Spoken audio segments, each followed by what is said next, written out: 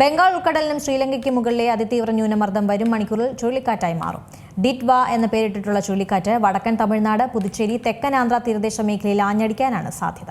ബംഗാൾ ഉൾക്കടലിനും ശ്രീലങ്കയ്ക്ക് മുകളിലെ അതിതീവ്ര ന്യൂനമർദ്ദം വരും മണിക്കൂറുകളിൽ ചുഴലിക്കാറ്റായി മാറാൻ സാധ്യതയുണ്ടെന്ന് കാലാവസ്ഥാ നിരീക്ഷണ കേന്ദ്രം പറയുന്നു. ഡിറ്റ്വ എന്ന് പേരിട്ടിട്ടുള്ള ചുഴലിക്കാറ്റ് വടക്കൻ തമിഴ്നാട്, പുതുച്ചേരി, തെക്കൻ ആന്ധ്ര തീരദേശ മേഖലയിൽ ആഞ്ഞടിക്കാൻ സാധ്യതയുണ്ടെന്നാണ് പ്രവചനം. ഈ സാഹചര്യത്തിൽ ചുഴലിക്കാറ്റ് മുന്നറിയിപ്പിന്റെ ആദ്യഘട്ട മുന്നറിയിപ്പായ യെല്ലോ അലർട്ട് മേഖലയിൽ പുറപ്പെടുവിച്ചിട്ടുണ്ട്. തമിഴ്നാട്, ആന്ധ്ര തീരമേഖലകളിലും പുതുച്ചേരിയിലും തീവ്ര മഴയ്ക്ക് സാധ്യതയുണ്ടെന്നാണ് മുന്നറിയിപ്പ്. പുതുച്ചേരിയിലും തമിഴ്നാട്ടിലെ 7 ജില്ലകളിലും NDRF, SDRF സംഘങ്ങളെ വിന്യസിച്ചതായി സർക്കാർ അറിയിച്ചു. ഡിറ്റ്വ ചുഴലിക്കാറ്റ് നിലവിൽ കേരളത്തിന് വലിയ ഭീഷണി ഉയർത്തില്ലെന്നാണ് വിലയിരുത്തൽ. തിരുവനന്തപുരത്ത് മാത്രമാണ് ഇന്ന് യെല്ലോ അലർട്ട് നിലനിൽക്കുന്നത്. എന്നാൽ കേരള തീരത്ത് നാളെ കള്ളക്കടൽ ജാഗ്രതാ നിർദ്ദേശം പുറപ്പെടുവിച്ചിട്ടുണ്ട്. നാളെ തിരുവനന്തപുരം, കൊല്ലം, പത്തനംതിട്ട, ഇടുക്കി ജില്ലകളിൽ മഴ മുന്നറിയിപ്പ് നൽകി. പത്തനംതിട്ട, ഇടുക്കി, പാലക്കാട്, മലപ്പുറം, വയനാട് എന്നീ ജില്ലകളിലാണ് നവംബർ 29-ന് യെല്ലോ അലർട്ട് നൽകിയിട്ടുള്ളത്. ഒറ്റപ്പെട്ട ശക്തമായ മഴയ്ക്കുള്ള സാധ്യതയാണ് പ്രവചിക്കപ്പെട്ടിരിക്കുന്നത്. കടലാക്രമണത്തിന് സാധ്യതയുള്ളതിനാൽ മത്സ്യത്തൊഴിലാളികളും തീരദേശവാസികളും ജാഗ്രത പാലിക്കാൻ നിർദ്ദേശം നൽകി. National desk, Zee Malayalam news.